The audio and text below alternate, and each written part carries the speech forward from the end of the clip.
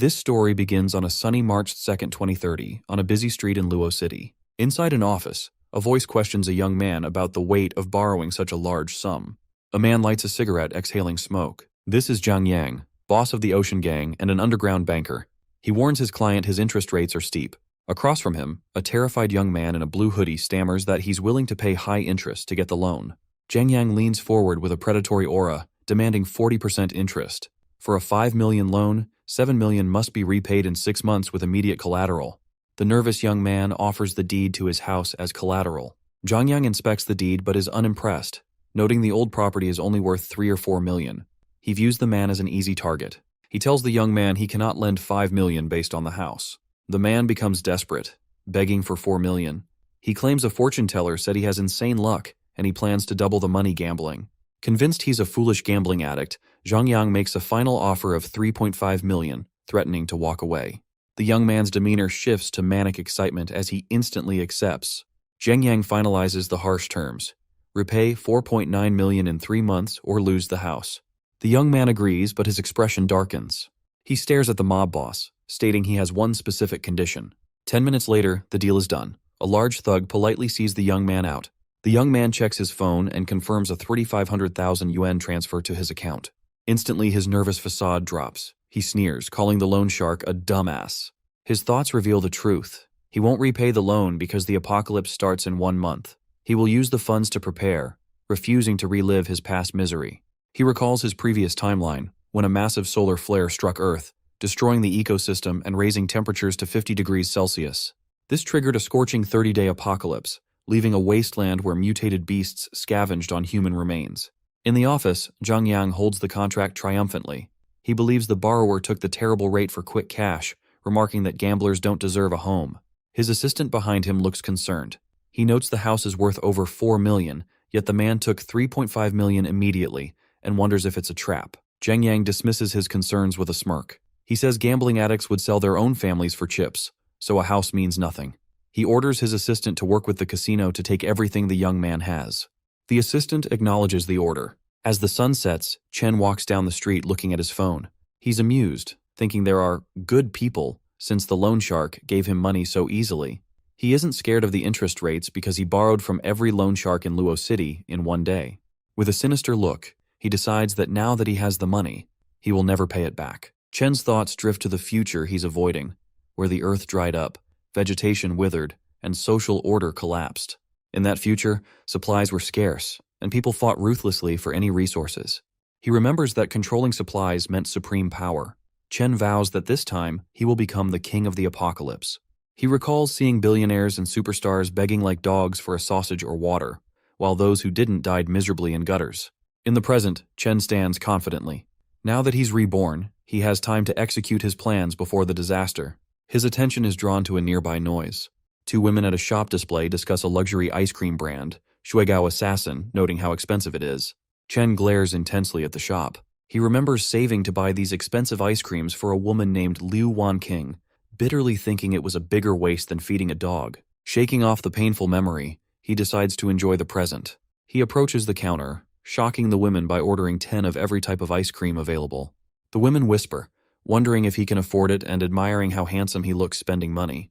The skeptical waitress asks if he's being serious about the massive order. The waitress explains their products are high-end, and the order would cost over 20,000 won, asking if he's sure. A woman with reddish-brown hair mocks him, insulting his outfit and calling him broke. She says if he can afford it, she will get on her knees and bow. Chen turns to her, asking with sharp intensity if she really means it. The woman flinches but maintains her composure, questioning his status and if he really expects her to bow. Chen smirks, remarking that he gave her a way out she refused. He states that nothing could stop her from bowing to him today. As Chen stares her down confidently, the woman looks furious and yells at him. Ignoring her, Chen shows his phone to the trembling waitress. The screen shows a balance over 20 million yuan. He tells her to wrap up every ice cream as he'll take it all. The overwhelmed waitress says she needs the manager. Moments later, the manager, Fei, arrives. Chen tells him to calculate the price of everything in the shop and says there's no need to stay open for others. Fei is shocked, wondering who this big shot is buying his entire monthly turnover. He notes that while their goods are expensive, they rarely get customers who buy. Manager Fei reports the display goods are worth 70,000, but with the back inventory, the total is around 1 million. Chen thinks this isn't expensive. He decides to empty their stock so he can enjoy ice cream at home when the apocalypse hits. He tells Fei he will transfer a 300,000 deposit and asks for the inventory to be delivered. Fei enthusiastically agrees, calling him Brother Chen. With business done, Chen smiles at the two other women watching and tells them to choose any ice cream they want. He spreads his arms, announces it's his treat, and reveals his name is Chen Xiao. The bystanders admire his wealth and good looks. However, Chen Xiao's expression turns dark looking at the rude woman. He clarifies the treat is for everyone except her, and coldly reminds her he's waiting for her to kneel. The confrontation climaxes as the humiliated and terrified rude woman stammers for words. Unable to withstand the pressure and her promise, she sobs and falls to her knees before Chen Xiao. Chen Xiao looks down at her with a cold gaze, asking why she acted so tough if she couldn't back it up. Later at sunset in a peaceful park, Chen Xiao sits on a bench enjoying an expensive ice cream.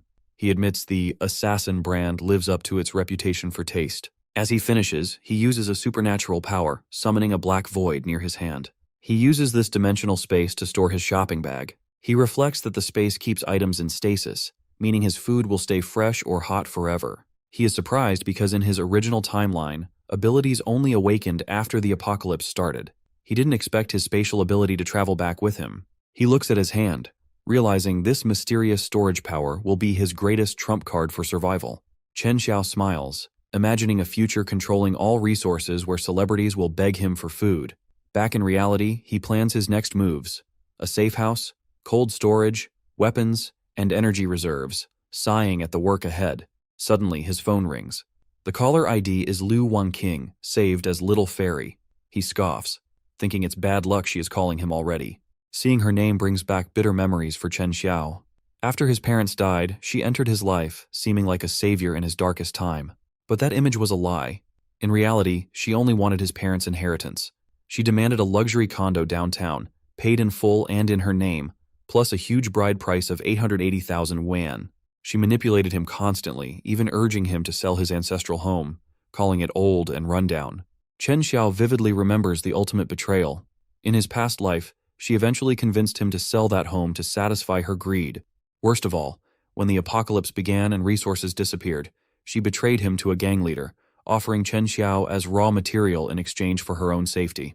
Chen Xiao is filled with fury, remembering he gave everything to protect her, only to be sold like livestock. He recalls his gruesome death in his previous life, where he was eaten and didn't even die in one piece. Now, a terrifying grin spreads across his face. Since she has delivered herself to him, he will settle this debt for good. In a luxury hotel where he is staying, Chen Xiao answers his phone. He uses a gentle, concerned tone, asking his babe why she is calling and if something is wrong. On the other end, Liu Wanqing, in a bathrobe, puts on a pitiful act. She lies that she was out with friends and accidentally lost a gold necklace, trying to guilt him.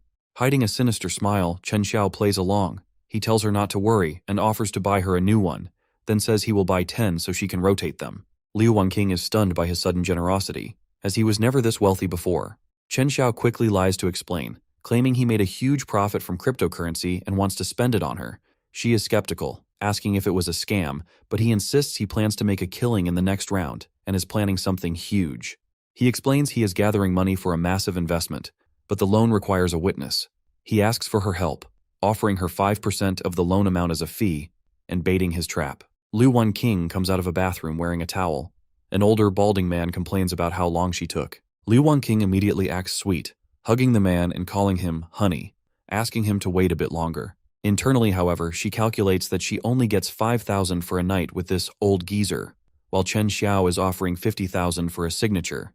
She believes there is no risk, seeing Chen Xiao as a coward who would never scam her. After the call ends, Chen Xiao stares at his phone with a terrifying, red-eyed gaze and whispers that he will be waiting for her. Later, Chen Xiao stands outside a large residential building, deciding he will turn it into his personal fortress. In the courtyard with a contractor, Chen Xiao points to the building and gives a strict 1-month deadline to make it an impenetrable stronghold. He lists his extreme demands: bulletproof glass with hidden security mesh for the windows, and exterior walls thickened to 3 meters with concrete that can withstand a magnitude 8 earthquake. As the contractor nervously types, Chen Xiao continues, requiring a self-sustaining ecosystem with a 72-hour oxygen supply, water recycling, and blast-proof doors with both biometric and mechanical locks. He also instructs him to cover the roof with solar panels, install a generator for guaranteed power, and add a military-grade air filtration system. He summarizes, "In 1 month, the building must be a combat-ready bunker." The contractor stares in shock, wondering if Chen Xiao is a paranoid doomsday prepper who has watched too many sci-fi movies. Chen Xiao notices the hesitation and challenges the man, mentioning his resume as a defense master for billionaires. The contractor stammers that the unique requirements will have a massive budget. Suddenly, the contractor's greed takes over. He dismisses Chen Xiao as another rich eccentric with more money than sense. Chen Xiao interrupts by showing a 1 million yuan transfer on his phone. He calls it a deposit and tells the contractor to name his price for the final payment. The contractor is overcome with excitement, realizing he has found a rich sucker who could make him wealthy for life. They end their negotiation with a firm handshake. The contractor stresses he is strict about materials and promises to build an impregnable fortress. However, both men have hidden intentions. The contractor plans to fleece his client for every penny. Meanwhile, Chen Xiao scoffs, knowing the man will never collect the final payment once the apocalypse hits. With the fortress construction arranged, Chen Xiao considers his survival list. He knows that supplies like medicine, food, and essentials are the easy part. His expression turns grim as he thinks about the apocalypse's true danger, human nature after society collapses. He knows melee weapons won't be enough, and that finding firearms will be the tricky part. Walking down the street, Chen Xiao checks his smartphone. He messages a black market contact about a direct source and discreet channels, asking how to proceed with the purchase. The contact replies immediately, telling him to meet at a specific address at 8:00 p.m. tonight and not to be late. Later, Chen Xiao arrives at the location. He finds it suspicious that an illegal deal would be set in a crowded, older residential neighborhood. Suddenly, the sound of frantic running footsteps breaks the silence. A terrified young woman appears, fleeing from 3 thugs who are chasing her and screaming insults. The woman looks completely desperate. She runs straight into Chen Xiao. The thugs catch up and surround them. The leader yells at her for cheating on his turf and asks if she has a death wish. Trembling, the woman clutches Chen Xiao's arm and begs him to save her. Chen Xiao looks at her face and freezes in shock. He instantly recognizes her as Liu and wonders what she is doing in such a dangerous place. The tense standoff on the dark street escalates. Liu is surrounded by 3 men. One points at Chen Xiao to warn him away, while another roughly grabs Liu. The situation turns violent when a thug pulls Liu's hair, forcing her head back and making her cry out in pain. Chen Xiao stares at the woman with a focused expression as he says her name. He remembers her from their school days, a radiant, bespectacled girl known as the Genius Goddess, who was admired by countless boys. Returning to the present, Chen Xiao listens to the confrontation. The slick-haired leader tightens his grip on Liu's hair and screams that she must hand over the money to be allowed to leave. A thug with a mohawk licks his lips and suggests that if she can't pay with cash, she should pay with her body instead. Having heard enough, Chen Xiao steps forward with a menacing aura. He glares at the thugs and coldly tells them to let her go. The thugs and Liu look confused by his sudden interference, not knowing who he is. Enraged by the interruption, one of the gang members attacks. He shouts insults and swings a massive punch, threatening to cripple Chen Xiao for playing the hero. Chen Xiao remains calm, his eyes glowing with red intensity as he focuses on the attack. With incredible speed, Chen Xiao easily evades the punch, letting the fist pass harmlessly. Before the thug can react, Chen Xiao grabs his wrist in an iron grip. The thug screams as his hand is crushed. Without hesitating, Chen Xiao delivers a devastating punch to the thug's face. The impact sends the man flying into alley debris as the others watch in shock. At that moment, a system window appears in Chen Xiao's vision, detecting negative emotions like fear and rage from his target. The system confirms the negative emotion harvesting system has been activated. Chen Xiao freezes, surprised by the holographic interface. He realizes he has awakened a system, a power he lacked in his past life. The gang leader grabs Liu and rips her shirt. He screams at Chen Xiao, threatening to kill her if he takes another step. Suddenly, a figure on a building above hurls a brick down. It strikes the gang leader in the face with brutal force, knocking him out. The 2 remaining thugs stare in shock as their boss collapses. A man in a floral shirt jumps down from the shadows, landing confidently. He mocks the thugs for bullying a defenseless girl. Enraged, the 2 thugs scream and charge forward with weapons to attack. Chen Xiao effortlessly raises his arm, blocking a punch from one attacker. Simultaneously, the stranger in the floral shirt delivers a powerful high kick to the thug with the bat.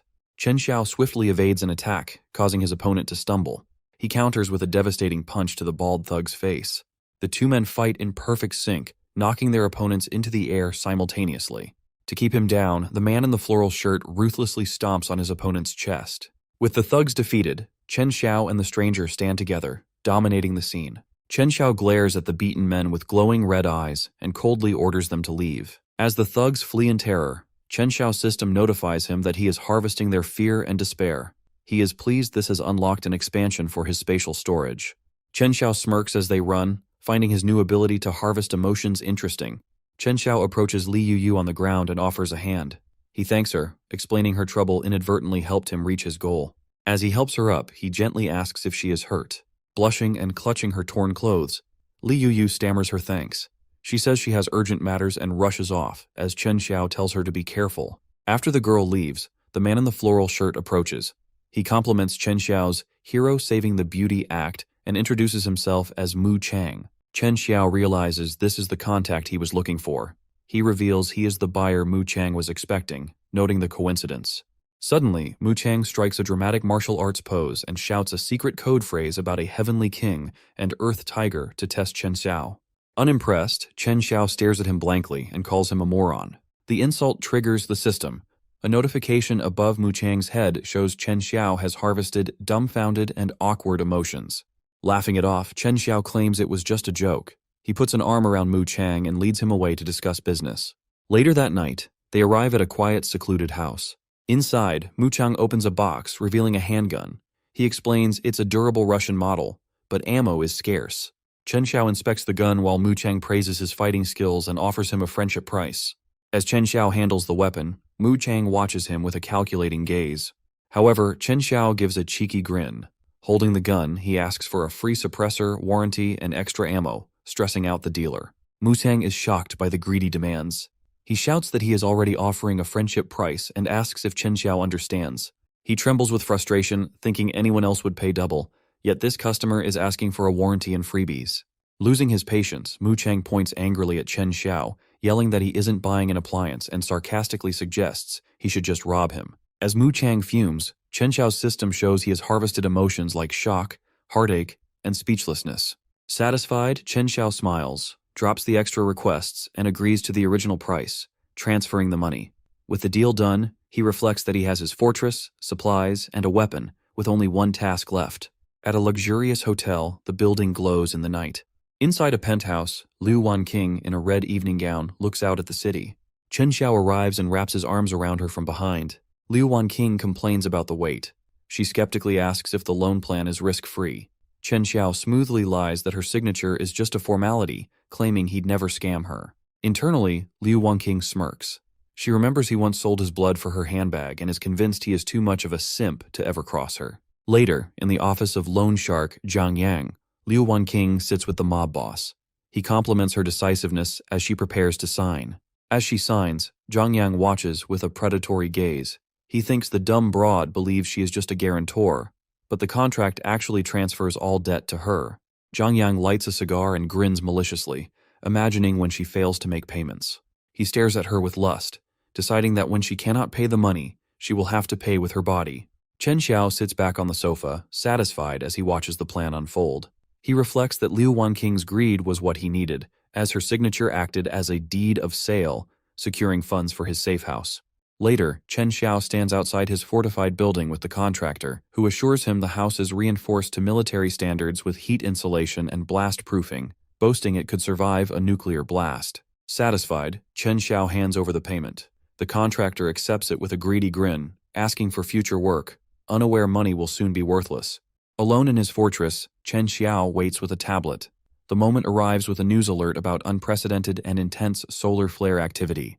On television, a news anchor gravely reports that the globe is about to face sustained, extreme heat waves.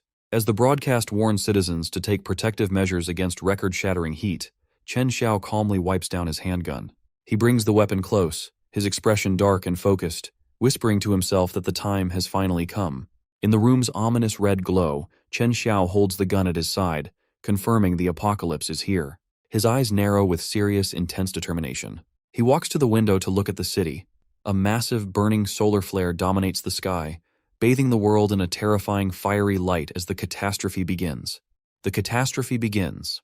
On television, a news anchor reports a massive solar flare has hit Earth. She warns of extreme global temperatures reaching 45 degrees Celsius and advises people to stay inside. The heat is immediate and oppressive. As sweat pours down his face, Chen Xiao grimly knows this is only the beginning. The entire city is scorched by a blinding light as the massive sun turns the metropolis into an oven. Civilians are already suffering. One woman splashes water on her face, trying to cool her burning skin. Drenched in sweat, she leans over her balcony, complaining that the weather is killing her and wondering how long it will last. On the street, a chubby shop owner in a floral shirt uses a megaphone. He tells frightened neighbors that temperatures will keep rising and warns of a supply shortage, urging them to buy his last batch of goods before rationing begins. The owner wipes sweat from his forehead. He isn't worried about the disaster, he just grins, thinking the heat wave is a perfect chance to make a fortune. A group of women approaches his stall, asking him to lower the high price of his watermelons. One of them crouches to inspect the fruit. The shop owner looks down at her with a lecherous expression, clearly more interested in her body than the sale. Leaning forward with a creepy smile, he tells the woman that if she buys 2 melons, he'll give her a discount and a free pack of tissues. He then suggests the women come to his house at night to enjoy his air conditioning. Looking uncomfortable, they quickly decline his offer. Undeterred, he leans uncomfortably close to the woman's face, pressuring her to buy now since there might be no food for sale tomorrow. However, his attitude shifts when 2 men ask for a lower price on water. He angrily points at them, shouting that he runs a small business and allows no bargaining. As the greedy boss carries away a box of supplies, he is unaware of Chen Xiao watching him from the shade with a cold, silent gaze. Chen Xiao stares coldly, his eyes narrowing as he recognizes the shop owner as Li Dafu. The encounter triggers a painful memory from his past life of a humiliating moment in this very store. He remembers Li Dafu shouting to a crowd, accusing a younger Chen Xiao of theft and claiming to have caught the poor kid red-handed. Li Dafu twists young Chen Xiao's arm. When the boy explains he only picked up a fallen item, Li Dafu mocks him, refusing to believe it and demanding payment. In his memory, the crowd of bystanders judges him, gossiping about his upbringing and assuming his silence is an admission of guilt. Overwhelmed and terrified, young Chen Xiao weeps and stutters that he didn't steal, but no one believes him. Now Chen Xiao stands stoically in the shop, the room's silence a stark contrast to his noisy memories. He notices a price tag on a shelf. A simple pack of onion potato chips costs an outrageous 50 yuan, marked as a manager recommendation. Chen Xiao picks up the bag and sarcastically asks Li Dafu if the chips are made of gold or prevent heatstroke for such a high price. Sweating profusely, Li Dafu turns around with an annoyed look. Chen Xiao's system activates, notifying him he has harvested Disdain Plus 3 from the shop owner. Losing patience, Li Dafu snatches the chips from Chen Xiao, yelling at him to get lost if he can't afford them. The system chimes, detecting irritation +6. Unfazed, Chen Xiao smirks.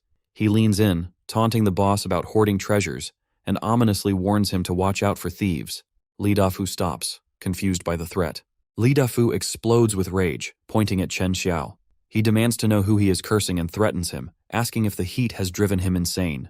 However, Chen Xiao remains calm. He asks if Li Dafu has recently suffered from insomnia, night sweats, and weak knees. Caught off guard, Li Dafu's anger fades, and he admits that he has. Li Dafu grows anxious, wondering aloud if bad feng shui in his warehouse is causing his problems. Chen Xiao leans in close and grabs the shopkeeper's face. He gravely declares that Li Dafu's yin tang is dark, a terrible omen. Suddenly, Chen Xiao viciously slaps Li Dafu across the face, sending the man spinning with unfocused eyes. Chen Xiao rubs his chin, diagnosing the man with a deficiency. Enraged, Li Dafu recovers and tries to kick Chen Xiao, screaming that his whole family has a deficiency. Chen Xiao easily evades the attack. While Li Dafu fumes, Chen Xiao casually grabs a lollipop and mockingly advises him to watch his health, warning that anger is harmful. As he leaves, Chen Xiao tosses a coin, coldly predicting Li Dafu might die young if he isn't careful. Li Dafu is left trembling with rage. The coin hits the floor with a metallic clink. Immediately, the system glows red, notifying Chen Xiao that he has harvested a huge amount of negative emotion. Anger +20 from the furious shopkeeper. Several hours later, a black cat runs past the dark supermarket entrance. Chen Xiao stands before the glass doors, reflecting on his past life. He remembers swallowing his anger when bullied and vows that in this life, he will get everything back with interest. A sinister look crosses his face as he checks his system.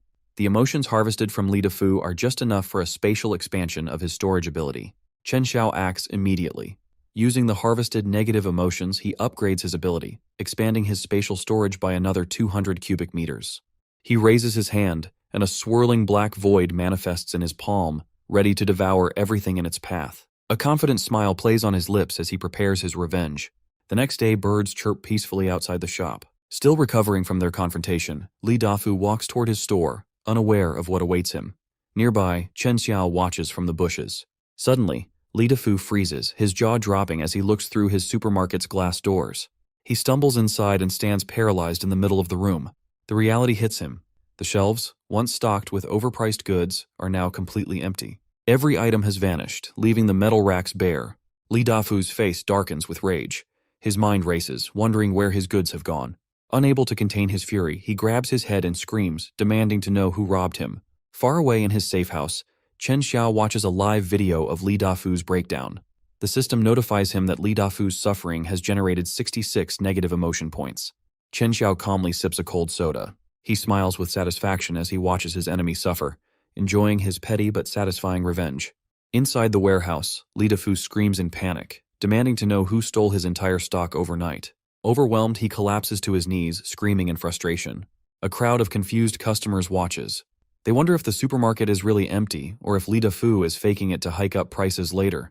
Two women discuss a rumor that someone saw a dark shadow floating in the warehouse last night. Li Dafu turns pale, terrified that his store might be haunted. An invisible system interface appears, tallying negative emotions from the crowd.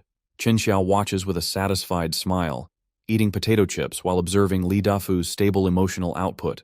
Chen Xiao eats his snack, but his expression turns sinister. His eyes glow red as he decides to add fuel to the fire to harvest more emotions. He walks past Li Dafu, loudly commenting on how good the chips smell to draw attention.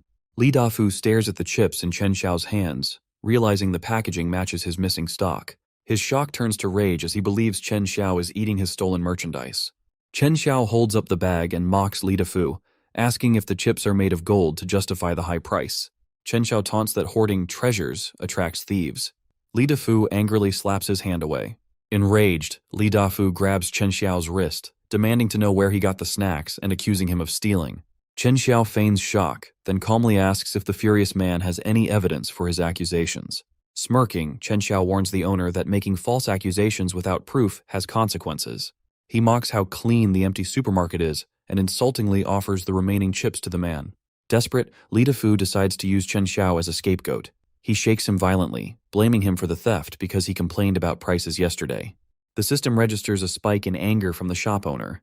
Chen Xiao turns to the crowd, asking if Li Dafu thinks chips are only sold here. He claims the owner is framing an innocent customer. Onlookers agree that chips are common. Li Dafu sweats, confused by how the wimp has suddenly become so confident. Chen Xiao proposes a bet. If Li Dafu finds the stolen items at his house, he pays 10 times the value. If not, Li Dafu must give up his backup generator. Blinded by rage, Li Dafu accepts, getting close to Chen Xiao's face and vowing to expose him. The group goes to Chen Xiao's residence, with the crowd following closely. Inside, Li Dafu is struck by the home's opulence, shocked to discover Chen Xiao is incredibly wealthy. He stares in awe at the expensive decor and crystal chandelier. He is also surprised to find a wardrobe filled with high-end clothing. Li Dafu searches frantically, checking the fridge and a safe of gold bars but finds no stolen chips. Panic sets in as Li Dafu realizes his mistake. Chen Xiao mocks him, asking if he wants to rip up the floorboards next. Humiliated, Li Dafu stammers that there is no need to search further and tries to rush out. As he tries to leave, Chen Xiao's system registers a surge of embarrassment. Chen Xiao stops him, grabbing his shirt and reminding him about the generator bet. Turning to the crowd, Chen Xiao pressures the sweating shopkeeper, asking if he intends to go back on his word. Trapped, Li Dafu asks Chen Xiao to take a step back and let it go. Unforgiving, Chen Xiao asks why Li Dafu didn't step back when framing him for theft earlier. The system registers a spike of impatience. Hearing the onlookers mock his dishonesty, Li Dafu snaps. He screams that he gave Chen Xiao a chance and throws a punch, but Chen Xiao easily catches it. Chen Xiao twists the shopkeeper's wrist. Li Dafu screams in agony, forced to his knees, shouting that his hand is breaking. The system detects a massive surge of pain. Unable to bear the pain, Li Dafu yields and promises to move the generator immediately. Chen Xiao stares coldly, warning Li Dafu to be quick before the temperature rises. He points out that without the generator, Li Dafu will suffer during the upcoming power rationing. The system rewards Chen Xiao, tallying significant points for humiliation, pain, and fear. Suddenly, Chen Xiao notices a notification. His phone rings, displaying Liu Wanqing. Liu Wanqing appears on the screen, furious. She complains that debt collectors have been following her for 2 days. Chen Xiao looks detached as Liu Wanqing screams, demanding to know why she is being stalked after signing his formality documents. On the video call, a furious Liu Wanqing demands the truth, asking why Dahai gang members are looking for her and accusing Chen Xiao of lying. Feigning heartbreak, Chen Xiao walks through his apartment. He asks why she won't trust him after he sacrificed so much for her, acting deeply saddened. Internally, he smirks. He realizes the perverts from Zhang Yang's gang are even more impatient to collect the debt than he expected. Standing by his fridge, he casually asks Liu Wanqing if the gang knows where she lives and what they said. Stressed and biting her thumb, Liu Wanqing says they don't know her address because she took back roads. She warns Chen Xiao not to play tricks. Chen Xiao calmly tells her not to overthink it, suggesting she might have just mistaken strangers for gang members. He sits in his cool, air-conditioned room. A luxury meal of grilled salmon, salad, and cold soda waits for him, contrasting with the heat outside. Liu Wanqing's expression shifts from anger to shock as she spots the food on his table through the camera. Staring in disbelief, she asks how he still has fresh food like that. Chen Xiao shows a Coke can to the camera, boasting that he has plenty more in stock. Intrigued, Liu Wanqing asks if he really has a lot of supplies. Sitting on her bed, her attitude changes. Since supplies are scarce, she wonders if Chen Xiao has actually struck it rich. Chen Xiao sips his cold drink, taunting her by saying she needs a bite of food in this hot weather. Chen Xiao takes a bite of the fresh salmon right in front of the camera. Liu Wanqing is stunned to see such high-quality food. Lying on her bed, she is overcome with hunger, desperately wishing she could eat that meal. Chen Xiao feigns concern, asking if she has enough to eat while secretly observing her. Acting vulnerable, he lies that he is scared living all alone. Sensing an opportunity, Liu Wanqing smiles manipulatively. She claims the debt collectors are still nearby. Acting seductive, she asks Chen Xiao if she can stay at his place for a few days. She smokes a cigarette with an arrogant air, suggesting she can keep him company in exchange for shelter. Chen Xiao grins while eating. He thinks she has taken the bait, mocking her for being so cheap. He plays along, noting she never let him visit before. He offers to pick her up tonight when it cools down if she gives him her address. Liu Wanqing dismisses the past, claiming the situation is special. Since he is her boyfriend, he must protect her. She agrees and sends her location. Chen Xiao looks at his phone with a dark expression, telling her to wait obediently at home. Unaware of the trap, Liu Wanqing relaxes, mocking Chen Xiao. She believes he is still a simp who wags his tail at any sign of sweetness. Chen Xiao smirks at his phone, amused by her attitude change. The woman who once acted high and mighty is now handing over her address just for a bite of food. His thoughts are interrupted by loud, aggressive knocking at his front door. Outside, a middle-aged woman with a young boy bangs on the door, demanding Chen Xiao open up. Chen Xiao walks to the entrance to listen. He opens the door to find his neighbor, Auntie Wang. He greets her sarcastically, asking what she wants. Auntie Wang tries to push in, feeling the cool air. She claims her AC is broken and the child can't handle the heat, using the neighbor excuse to demand entry. Chen Xiao shoves her out. He coldly reminds her of when he was little, picking up bottles with his mother. She had called them beggars and ordered security to chase them away. A flashback shows the cruel scene where Auntie Wang humiliated them while they were scavenging. Back in the present, Auntie Wang is furious. She dismisses her past cruelty, shouting that it happened years ago and shouldn't matter now. Screaming at him for holding a grudge, she accuses him of having no compassion. Chen Xiao sarcastically agrees that while he lacks compassion, he does have air conditioning. Chen Xiao slams the door shut. Outside, Auntie Wang bangs on the door in a rage. She screams insults, shouting that he deserved his parents' early death because he is uneducated. Her fury triggers Chen Xiao's system, detecting spikes of negative emotion classified as anger. Inside, Chen Xiao stands in the dark. He remains silent with an indifferent expression, ignoring the abuse. He goes to his desk and swaps his phone's SIM card to ensure anonymity. At his computer, he dials a contact saved as Dahai Gang. Chen Xiao informs the gang he has Liu Wanqing's address. He sends the location, emphasizing she lives alone and is easy to find. Secure in his fortress, he walks to the balcony. Looking over the city, he says Liu Wanqing's name and declares the show is about to begin. Meanwhile, Liu Wanqing admires herself in the mirror, confident that she will soon move into the comfort of Chen Xiao's air-conditioned fortress. Sitting on the edge of her bed, she gets lost in arrogant fantasies. She envisions Chen Xiao kneeling to serve her, convinced that a carefree life of luxury is the only thing worthy of her status. Completely relaxed, she lies back and lights a cigarette, waiting for Chen Xiao. Suddenly, she hears knocking at the door. Assuming her simp has arrived, she rushes over with a fake smile. She opens the door and immediately mocks the visitor for being so eager to please her. However, her smile instantly vanishes, replaced by pure shock and horror. Instead of Chen Xiao, she sees the mob boss, Zhang Yang, and his men. Terrified, she stammers, asking how they found her.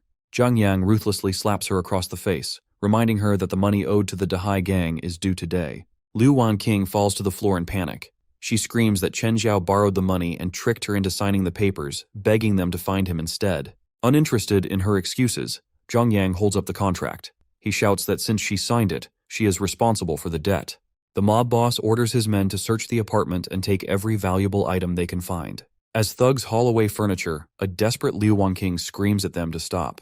She insists she is calling Chen Xiao and that he will be there soon to pay. However, Zhang Yang sits casually on her sofa, gathering her luxury handbags and jewelry on the table. Liu Wanqing stands before him, terrified, as he inspects her possessions. Zhang Yang holds up a handbag with disdain, remarking that these scraps aren't even enough to cover the interest on her debt. With a greedy grin, he reminds her that his men didn't travel in this heat just to leave empty-handed. He stands up, casting a large shadow over her. Liu Wanqing backs away in fear, begging him not to come closer and insisting the money is with Chen Xiao. Zhang Yang maintains a cruel smile, enjoying the situation. Panicking, Liu Wanqing tries to bargain by revealing Chen Xiao has a stockpile of supplies. She urges them to wait, as he is coming to pick her up soon. She dials Chen Xiao's number, but an automated voice says it is unavailable. Sweat runs down her face as she listens to the recording. She stares at her phone screen, watching the call go unanswered. Her face pales as she realizes the truth. She stammers that no one is answering, completely losing her composure. A look of pure panic fills her eyes, wondering how this could happen. Desperate to keep the gang at bay, she forces a trembling smile. She tries to convince them that he is just busy and promises to call him back immediately. Zhang Yang loses patience and reveals the cruel truth. She is stupid for not realizing Chen Xiao tricked her into signing the debt so he could escape. Liu Wanqing stands frozen, pale with shock as she realizes she has been completely betrayed. Zhang Yang suddenly grabs her ruthlessly by the hair. Screaming in pain, Liu Wanqing tries to save herself, shouting that he needs to find Chen Xiao because he has the valuable supplies. Ignoring her screams, the mob boss drags her across the room towards the bedroom. The bedroom door slams shut with a heavy thud. On the floor outside, Liu Wanqing's shattered phone lies abandoned. Meanwhile, Chen Xiao sits comfortably in his fortified, air-conditioned safe house.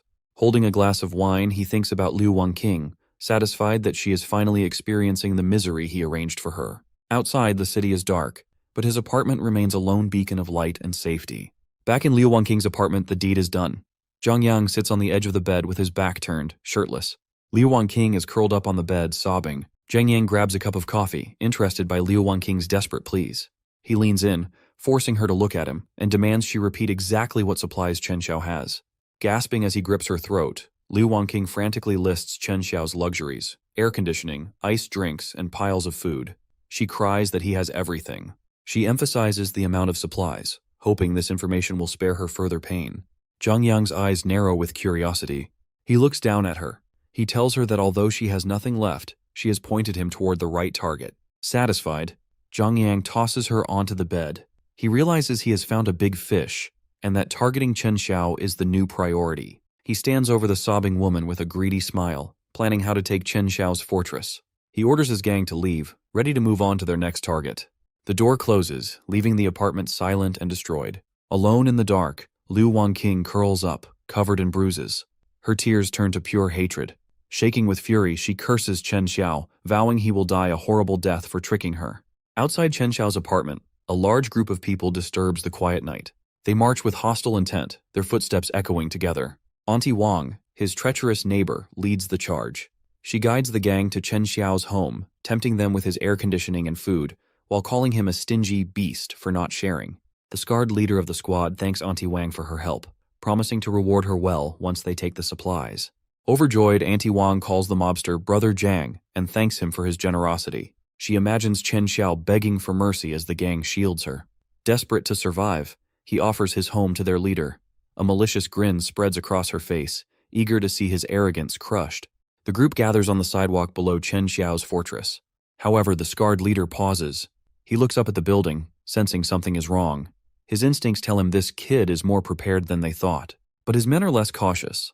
A blonde thug with a baseball bat eagerly volunteers to kick down the door. Ignoring the potential danger, the thug screams, "Charge!" and runs for the entrance.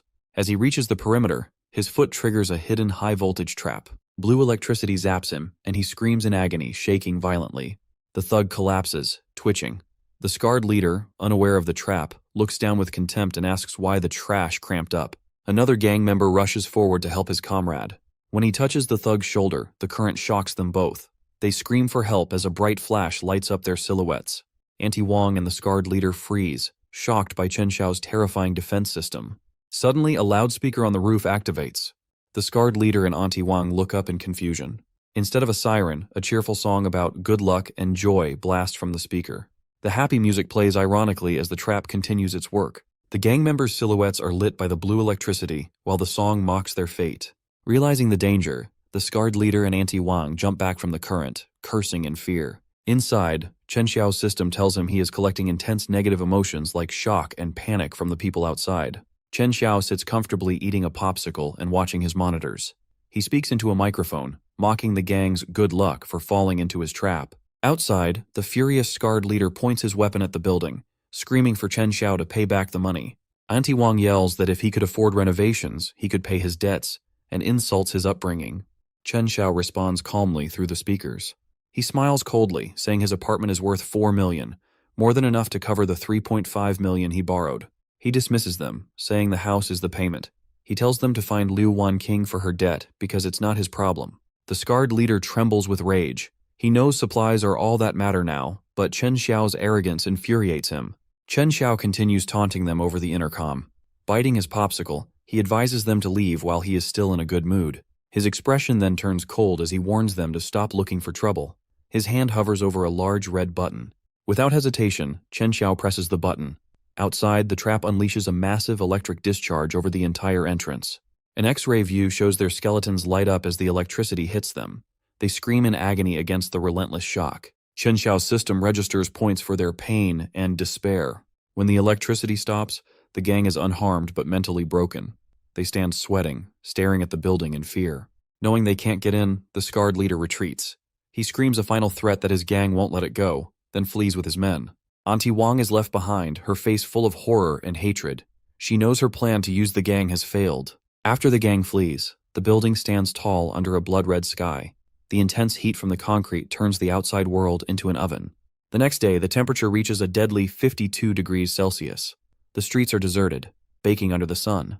Inside the fortress, however, it's completely different. Chen Xiao relaxes on his sofa in the air conditioning, enjoying fresh fruit and feeling refreshed. A TV news alert warns of the extreme weather. It reports deaths from heat stroke and advises everyone to stay indoors as a red warning flashes. Chen Xiao's peace is interrupted by a notification from his phone. He sees the homeowners group chat is full of messages. Auntie Wang leads the attack, asking if he's human and accusing him of hoarding supplies while others suffer. Another neighbor calls him selfish. More messages flood in. Neighbors insist resources must be shared, calling him a murderer for refusing. Others claim they're dying from the heat and demand he explain himself. Chen Xiao sips a cold drink, unbothered. He calmly scrolls through the angry messages with a detached look. To him, these insults are resources. His system detects massive spikes of jealousy and anger from his neighbors.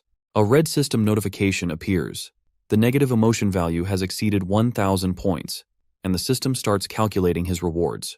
Inside his climate-controlled safe house, Chen Xiao stands before his open refrigerator, stocked with fresh food and drinks. To taunt his suffering neighbors, he smirks and takes a photo of his supplies. He posts the picture to the group chat, joking that his stockpile is large and asking who wants some. The neighbors bite the bait. Residents beg for a share. Auntie Wang shamelessly asks for delivery due to her bad legs, and others arrogantly demand water. Chen Xiao's expression turns cold. He replies that he isn't running a charity for freeloaders and will only accept trades of equal value. The neighbor's begging instantly turns to fury. In the chat, Auntie Wang and others insult him, calling him selfish and cursing him with karma. Having harvested enough negative emotions, Chen Xiao leans back on his sofa with a fresh apple. Suddenly, a system notification gets his attention. The system announces his negative emotion value has reached 3,000, unlocking Spatial Cut, a new skill that creates a microscopic rift within 3 meters. Intrigued, Chen Xiao activates the skill. He focuses on the apple on the table. With a swift hand wave, he unleashes the invisible blade, slicing the apple perfectly in half. Chen Xiao smiles, a dangerous glint in his eyes, thinking his survival game just got more interesting. That night, an orange off-road vehicle stops suddenly on a deserted city street. A woman in red high heels steps out. It is Liu Wanqing in a black evening gown, looking arrogant and ready for revenge. Suited bodyguards stand by the open jeep door, where mob boss Zhang Yang sits, exhaling smoke. He looks intense as he lights a cigar, preparing for the raid. On the street, Zhang Yang asks his subordinates to confirm if this is Chen Xiao's location. His men confirm the target is in the complex's innermost building. To show his ownership, Zhang Yang gropes Liu Wanqing's backside. He holds her close and teases her, asking if she'll feel heartache seeing her former lover raided. Liu Wanqing plays the devoted mistress, leaning into him seductively and claiming her heart now belongs only to him. She speaks of Chen Xiao with pure disdain, calling him a useless piece of trash. However, her face twists with fury as she declares that tonight Chen Xiao will die. Their conversation is interrupted when Zhang Yang spots someone approaching from the residential area. It's Li Dafu, the supermarket owner, and a neighbor. Driven by greed, they run to the gang, offering to help block Chen Xiao's escape in hopes of getting on their good side.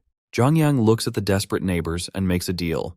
If they help capture Chen Xiao, he will share a portion of the supplies with them. Li Dafu, thinking he's safe, eagerly leads the gang, calling the mob boss Big Brother and promising a shortcut. Meanwhile, other neighbors are looting supplies on the street, unaware of the approaching danger.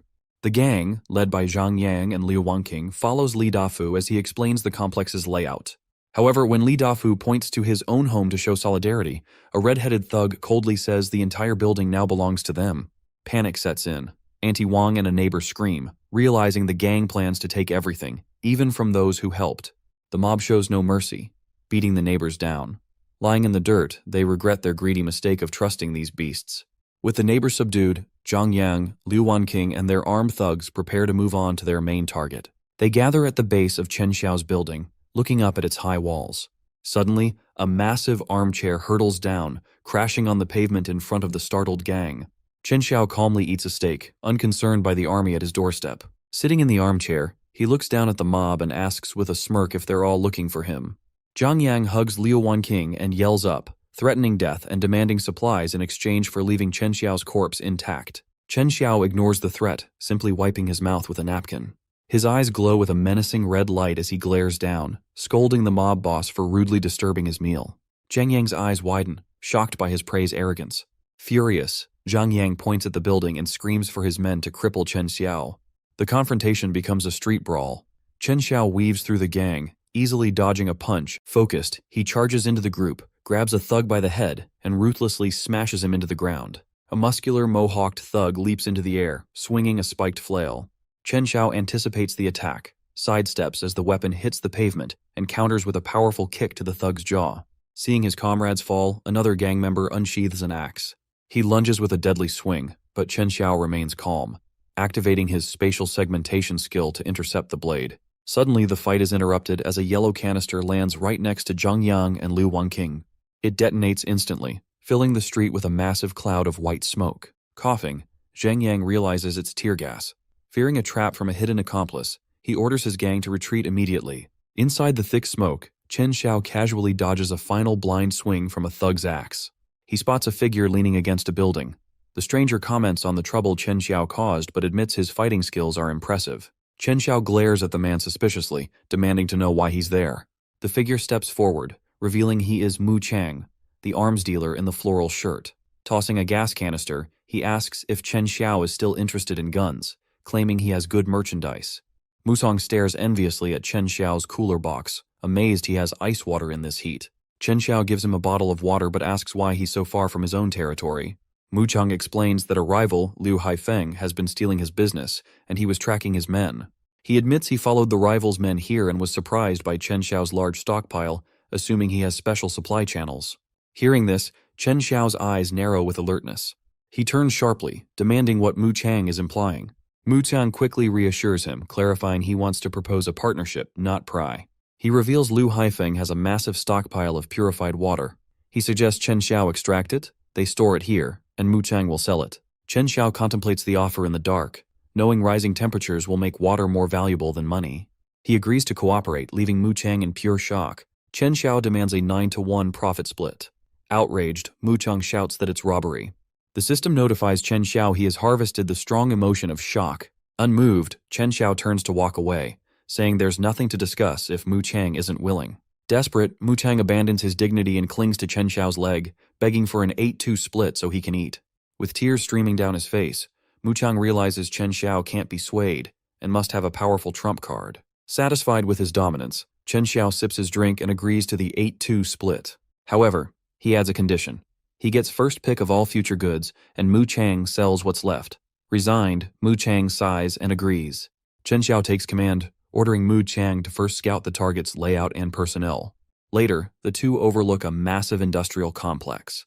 Mu Chang explains it's Liu Haifeng's stronghold, with the front used for trading resources. The place is heavily guarded by men with shotguns on patrol. Mu Sang reveals a darker side of the stronghold, pointing to women captured to provide special services for the leaders. A guard manhandles one woman, Liu Wanqing, who is now a prisoner after her betrayal. She looks terrified and helpless in a red dress. Mu Chang points out the rear water storage area, but admits he hasn't found the exact tank. Chen Xiao outlines his plan. He'll scout alone, and on his signal, Mu Chang must create a diversion. Mu Chang doubts how he can move the water by himself. Ignoring the doubt, Chen Xiao leaps from their vantage point toward shipping containers patrolled by guards below. Now on the ground, Chen Xiao moves confidently through the facility, dressed in dark clothing. However, he is quickly noticed. A guard stops him, noting his unfamiliar face and demanding his ID. Chen Xiao calmly shows a card, claiming Boss Liu sent him to count the water stock. The guard isn't fooled. He laughs, points his shotgun at Chen Xiao's back, and mocks the childish trick. The system registers the guard's mockery, adding to Chen Xiao's points. Chen Xiao decides his spatial cut is for more than peeling fruit. With cold resolve, he rests a hand on the guard's shoulder. He suddenly swipes the ID card. Infused with his spatial power, the plastic turns razor sharp, slicing through the guard's neck. The guard collapses instantly, not comprehending what happened. As blood sprays from the fatal wound, another guard witnesses the gruesome scene. Chen Xiao's system registers a surge of horror and pain from the victim. Overcome with shock, the guard pulls out a pistol and, screaming in panic, aims at his partner's killer. The guard opens fire, the muzzle flash illuminating the dark industrial site. But Chen Xiao moves with superhuman agility, easily evading the bullets. He retaliates with a long-range spatial slash. The guard keeps shooting but is no match for the invisible blade, which slices him in half mid-stride. The system notifies Chen Xiao he has harvested massive fear and despair points. Gunfire shatters the stronghold's silence. Reinforcements rush to the scene, including a guard with a rocket launcher. Outnumbered, Chen Xiao hides in the shadows against a concrete wall. He stays still as the frantic guards run past, not noticing him. While Chen Xiao hides, a pale hand suddenly emerges from the shadows behind him. He freezes, shocked to realize someone has found his hiding spot. Outside, the stronghold is in chaos. Guards swarm the area around the massive chemical tanks, hunting for the intruder. Armed silhouettes patrol past corrugated metal buildings, weapons raised as they hunt the killer. The figure in the shadows is Li Yu. She presses a finger to her lips, signaling him to be quiet. Crouched behind a shed, Chen Xiao asks why she is here. She sadly explains the gang captured her and assumes he was caught too. She looks disheveled and hopeless, kneeling on the ground. Chen Xiao asks if she knows where the water is. She nods, explaining her cleaning work let her learn the layout, and offers to lead him. For a distraction, Li Yu hurls a metal bucket into the courtyard, where it clatters loudly. The guards, including the one with the rocket launcher, turn toward the noise. Shouting they've found someone, they rush to the empty bucket. Seizing the opportunity, Li Yu leads Chen Xiao down a narrow alley, whispering that this route has no surveillance cameras. Li Yu leads Chen Xiao quickly through dirty, rat-infested back alleys to avoid detection. They stop at a large metal door, and Chen Xiao tells her to hide and wait for his return. Alone, he activates his spatial ability, summoning a black vortex in his hand. He focuses his energy, preparing to breach the wall. With a powerful surge, he punches the structure directly. The massive impact shatters the brick wall, sending debris flying as he enters. Inside, a patrolling guard is startled by the explosion. He stumbles back, looking around, confused. Terrified and sweating, he clutches his weapon and screams, demanding to know who is there. Chen Xiao steps through the breach, his eyes glowing with a terrifying red as he glares at the guard. Without hesitating, he unleashes a deadly spatial slash. The instant, precise attack slices through the guard's neck before he can pull the trigger. As the guard dies, the system notifies Chen Xiao he has harvested massive shock, fear, and pain points. Peering from her hiding spot, Li Yu begins to worry. She feels that Chen Xiao has been inside for a long time and wonders if something happened to him. She is feeling very anxious and just hopes that he is safe. But when she carefully looks inside, she is completely horrified. The place is full of destruction, and she can't believe what she is seeing. Everything has been wrecked. Suddenly, she notices a figure walking straight toward her out of the ruins. She panics, starts shouting, and gets ready to attack. Then she realizes it is just Chen Xiao. He calmly tells her that everything is handled and says they should leave now. He immediately turns around and starts walking away. Then, he pulls out a gun, points it into the air, and fires a single shot. The bullet explodes high in the air. Liu is shocked by the noise, but Chen starts laughing because he knows exactly what he just did. Meanwhile, waiting outside, Mu Chang sees the signal in the sky and immediately understands. He remarks that Chen Xiao is actually pretty impressive and sounds genuinely surprised. He then begins his own part of the destruction plan. He throws several prepared fire bottles onto the ground, causing chaos and explosions all over the place. The entire area quickly bursts into flames. People start shouting about the fire and rush around desperately trying to put it out. Just as they planned, everyone is completely distracted by the chaos. With the fire spreading, Chen Xiao and Li Yu easily move deeper into the other areas. Li Yu points the way, explaining that the alley ahead will lead them to the outskirts of the south gate. As they keep moving forward, another woman suddenly rushes up from behind and calls out to Chen Xiao, begging him to take her with them. It is Liu Wanqing. Chen Xiao turns around and recognizes her immediately. She pleads with him again, saying they used to be lovers, and asks him to take her for the sake of their past relationship. She moves closer and promises that if he takes her away from this place, she won't even blame him for using her name to take out loans in the past. Chen Xiao responds coldly, telling her that she really doesn't understand the situation at all. Hearing his cold tone, Liu Wanqing breaks down and starts crying. She sobs that the gang forces her to work every day, making her service old men. She explains that if she resists, they beat her, and if she tries to run away, they catch her and drag her back. She cries that she has nowhere else to go and begs Chen to let her live with him, promising she will do absolutely anything he wants. Chen Xiao looks at her and reminds her of everything she did. He asks if she ever thought about this day when she laughed at him for being poor, called him a simp, slept with old men behind his back, and even led Lu Haifeng to try and kill him. After hearing this, Liu Wanqing becomes truly terrified. In that moment, she finally realizes that the things she has done are completely unforgivable. Chen thinks even deeper. He recalls his past life and wonders. When she dismembered him back then, did she ever imagine a day like this would come? She did too many horrific things to him, and there is no way he can forgive her, no matter what she says now. He forces himself to keep his emotions under control because he cannot allow history to repeat itself. Chen coldly pushes her aside and tells her that her acting is still just as bad as ever. He then turns to Liu Yu and says they should keep going. Liu Yu glances at Liu Wanqing lying on the ground and silently hopes she learns a lesson from this and never becomes a person like her. At that moment, Liu Wanqing suddenly snaps. She screams that if Chen won't let her live, then she won't let anyone have it easy either. Immediately, a system notification pops up. Detected intense negative emotion, hatred, points 999. The number goes completely off the charts. Not long after they leave, the boss of the area arrives. The first thing he asks is about the water, shouting to know if his supply is safe since it is the most valuable thing he has. When his men open the door and see the damage inside, their hearts sink. There's nothing left at all. Then they notice words written on the wall. It clearly says that Boss Lu's water has been taken, and next time, his life will be taken instead. Lu completely loses his mind. He shouts furiously, demanding to know who did this. He is beyond angry. At that moment, Liu Wanqing speaks up from the ground. She tells Boss Lu that it was Chen Xiao.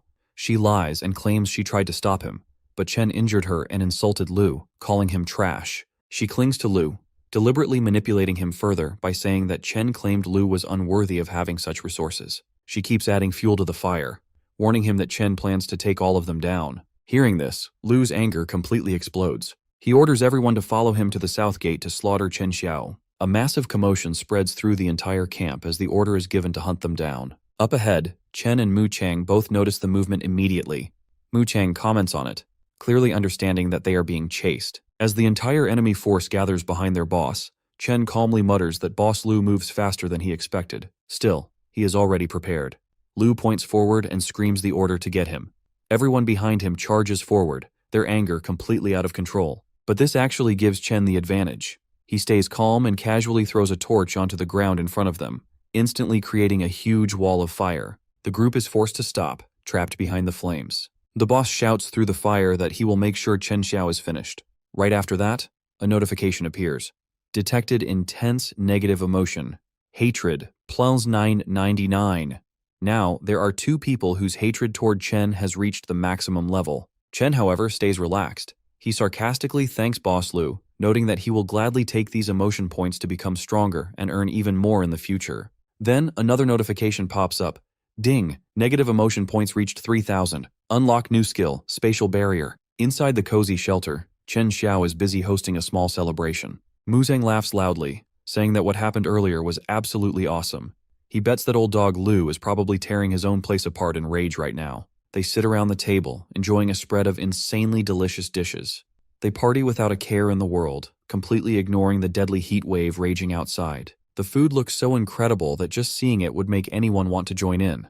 It's the kind of feast you want to dig into immediately, but sadly, unless you are sitting right there, you can only imagine the taste. Seeing all of this, Li Yu sincerely thanks Chen Xiao. She tells him that if he hadn't saved her, she doesn't know how much longer she would have been stuck in that hellhole. She is extremely grateful and feels ready to do anything to repay him. She even offers to handle the cooking, saying she knows how to make all kinds of food and just wants to make him happy, since she knows guys usually love a good home-cooked meal. Chen smiles warmly and reminds her that they are old classmates, so there is no need to be so polite. He understands her gratitude, but more than anything, he wants her to relax, feel safe, and just take it easy while she is here. Li Yu insists that she isn't just being polite. She explains that he made her feel like there are still people in this world worth trusting. Mu Chang then chimes in, adding that the whole hero saving the beauty move was pretty impressive too. He jokingly asks Chen to spill the details, wanting to know exactly how he managed to pull it off. He still can't believe Chen emptied an entire reservoir all by himself, and wonders if he used some kind of crazy magic. For a brief moment, the room falls into silence. Chen simply replies that he has his ways. He tells Mu Chang that instead of worrying about the how, he should focus on figuring out how to safely sell that much water. Hearing this, Mu Chang freezes for a second, realizing Chen is right. Selling that amount of water without exposing where it came from won't be easy at all. Chen then casually asks Li Yu about her life after junior high, mentioning that he never really heard any news about her after they graduated. Li Yu hesitates for a moment, then explains that her family ran into serious trouble shortly after graduation. She adds that her parents went missing around the same time. As she speaks, the bad memories overwhelm her, and she starts to feel panic rising again. Still, she pushes through the fear, knowing that Chen deserves to know the truth. But just as she is speaking, flames suddenly begin to rise around the perimeter. They can't believe their eyes. Mu Chang looks out the window and blurts out that the whole place is on fire. The fire is completely out of control. It is obvious that the people who lost their water supply either want it back or want everything destroyed. As the flames erupt violently, Chen, Mu Chang, and Li Yu all stare outside in shock. The fire is massive. Amidst the chaos, they can see people outside suffering in the heat. One person outside is holding a child, screaming desperately for help and begging someone to save the kids. Mu Chang suddenly realizes what is happening. He says Liu Haifeng must be behind this, and wonders if that bastard is really trying to burn everyone to death. Li Yu anxiously asks if they should go out and do something. Chen, however, remains lost in thought. He realizes that Liu Haifeng is trying to use morality and innocent lives as a trap to bind him. He thinks it is pointless because he is long past being the naive do-gooder from his past life, the one who got strangled to death just for trying to save everyone. Outside, Liu Haifeng shouts for Chen Xiao to come out. He threatens that if Chen doesn't show himself, he will burn the entire area to ashes just to see how long Chen's so-called iron turtle shell can last. One of Liu's underlings quickly flatters him, saying the boss is wise as always. He adds that if the fire keeps spreading, even if the people inside don't burn to death, the smoke will definitely finish them off. Liu enjoys the spectacle. As the fire grows bigger and bigger, his mood gets better and better. In his mind, he thinks that this is exactly what happens when someone dares to fight against him. The flames continue to rise higher, and nearby buildings start collapsing, which only fuels the fire even more. Inside the shelter, Mu Chang starts to panic. He says they can't just stay inside like this. He warns that the heat will conduct through the walls, and even if they don't burn, they'll either be roasted alive or suffocate from the lack of oxygen. Chen just smiles calmly. He already has a plan. He thinks to himself that in a high-temperature apocalypse, he would never be stupid enough to skip installing the highest-grade fire protection system in his safe house. He prepared for this exact scenario long ago. He even has random old PCs running the defense software, utilizing every piece of tech he has. Then, he calmly presses a red button on his console. Normally, when someone presses a big red button, things are about to go very wrong. But this time, it is the opposite. Outside, hidden devices activate and immediately begin spraying fire control grenades. They work like massive fire extinguishers, releasing thick suppressant smoke across the area. As the white smoke spreads, the flames rapidly die down. Mu Chang stands there in disbelief, completely stunned by the sight. He yells out, "Holy crap, it's nanograde aerogel!" He can't believe Chen could get his hands on something like that. He says this stuff is straight up military grade and asks if Chen robbed an army base or something. Liu Yu is also completely stunned, watching the fire vanish before her eyes. As the fire starts dying down, the boss outside grows more and more frustrated. He snorts and claims this is just a desperate death struggle. However, he acts like he is prepared for this outcome too. Suddenly, one of the guys nearby tries to launch a sneak attack on Liu, thinking the boss is distracted. The guy swings his weapon with all his strength, but it is useless. The boss is far stronger. He takes the attacker down easily and orders everyone to keep attacking. He says he doesn't believe Chen's junk technology can last forever. He is ready to drag this out. The man beside him panics and stutters, telling the boss that their fuel is almost gone. He points out that the white mist from the house is way too effective. At that moment, Chen's voice echoes out from the shelter. He casually asks Boss Liu if he is done playing with fire and jokes, asking if he wants to come inside for a glass of ice water to cool off. Right after that taunt, a notification appears in front of Chen. Detected strong negative emotion, anger plus 888. The people standing around outside who were hoping to enjoy the fire show are now completely disappointed. With the flames dying down, there is nothing left to watch. Inside his head, the boss changes his mind. He decides that just killing Chen Xiao would be letting him off too easily. He realizes this house is fireproof, sturdy, and completely self-sufficient. In his eyes, it is the perfect shelter, and now he wants it for himself. Brute force didn't work. Fire attacks failed, so he decides there is no need to keep pretending anymore. He thinks that since it has come to this, no one should blame him for tearing away the last bit of civility he has left. As he looks toward the innocent civilians nearby, a look of pure fear spreads across their faces. Chen understands exactly what is about to happen, but he is already prepared for every possibility. With the fire burning nearby, Boss Liu shouts for Chen Xiao to get the hell out and look at all the people suffering because of him. The auntie immediately starts crying and screaming at Chen, calling him a damn little brat.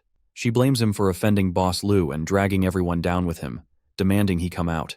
Meanwhile, another guy yells that Liu Haifeng is a bastard, declaring that if it really comes down to it, they will rush out and fight him to the death. Chen thinks to himself that using other people's lives to threaten him is the oldest trick in the book.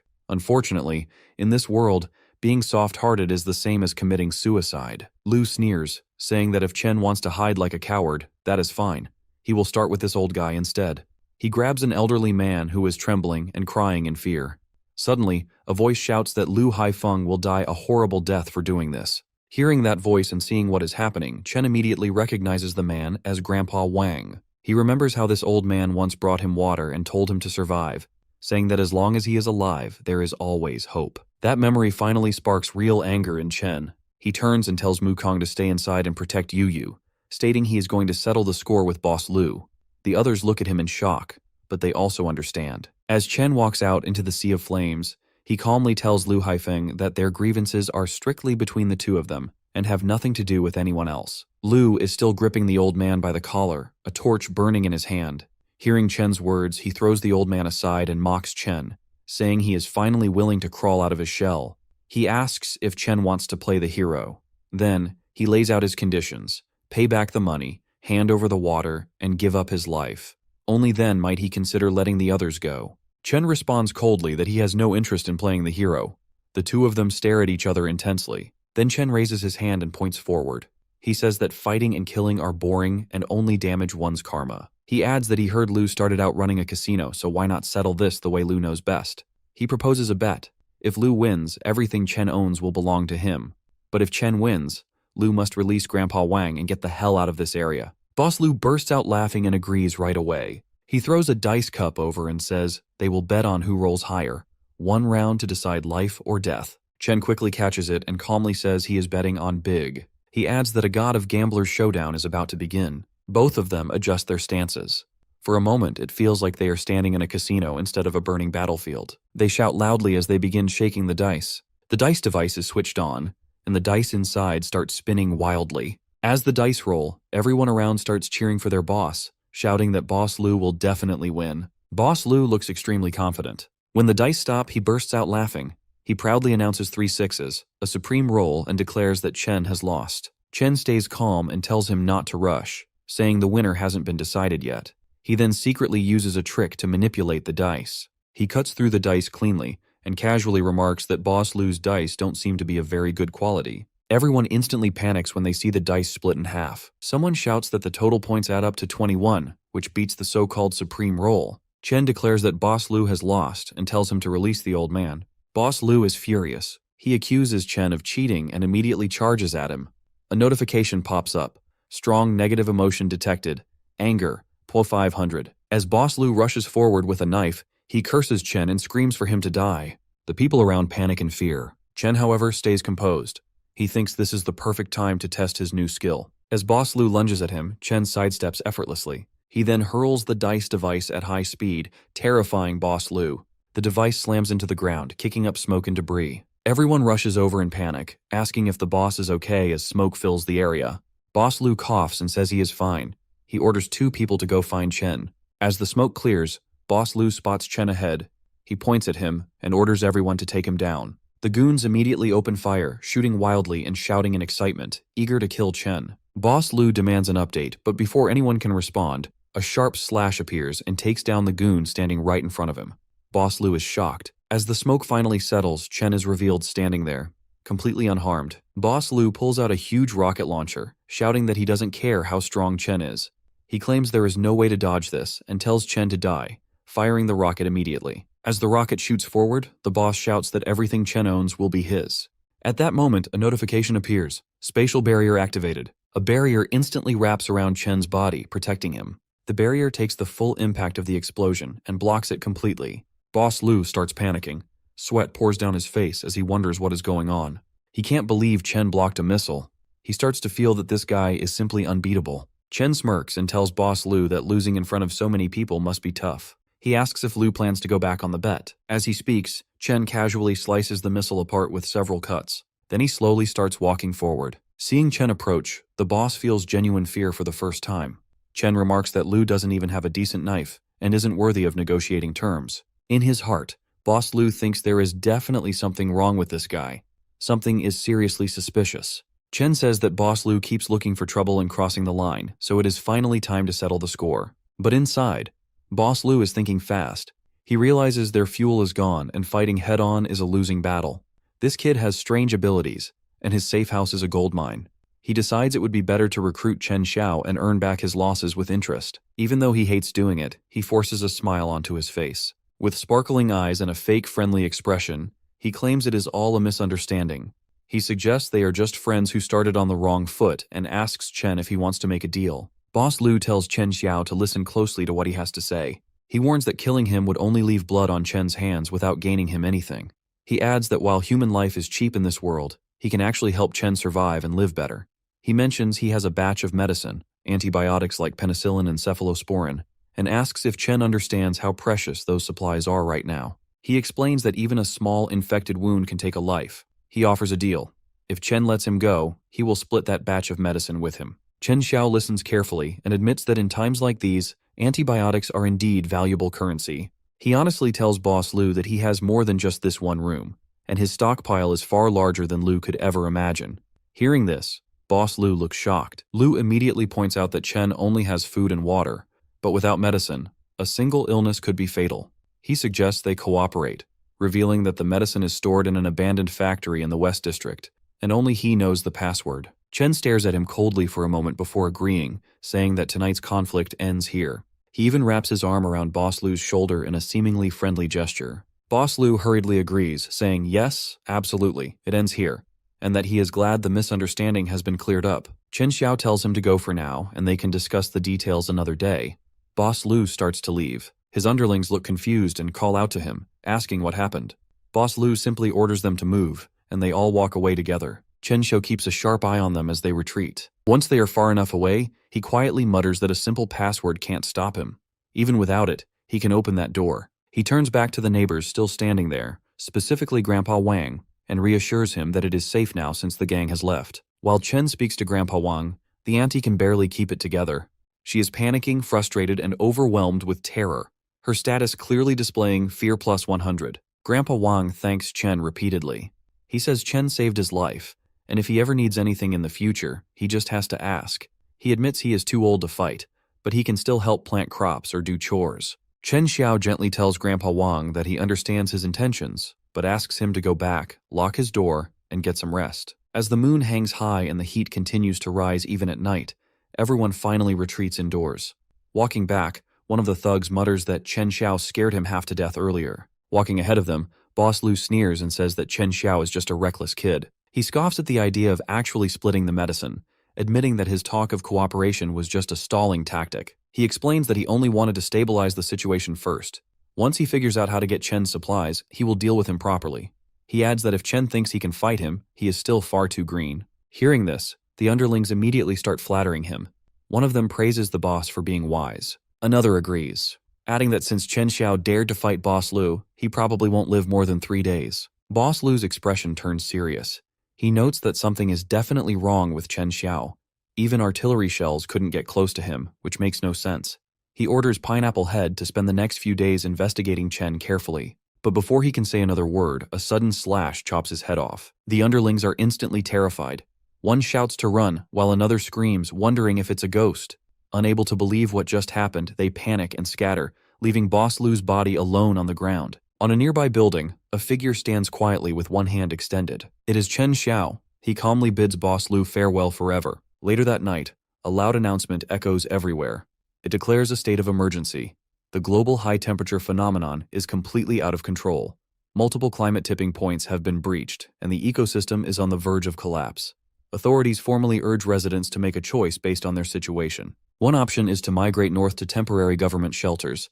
The other is to stay put and wait for rescue. The announcement repeats that this is not a drill. Chen Xiao listens and analyzes the situation. He knows that going north to that so-called Pure Land will soon turn into a new purgatory, and waiting for rescue is an even bigger fantasy. He knows deep down that the real nightmare has only just begun. As he thinks about the monsters, he reflects on the future.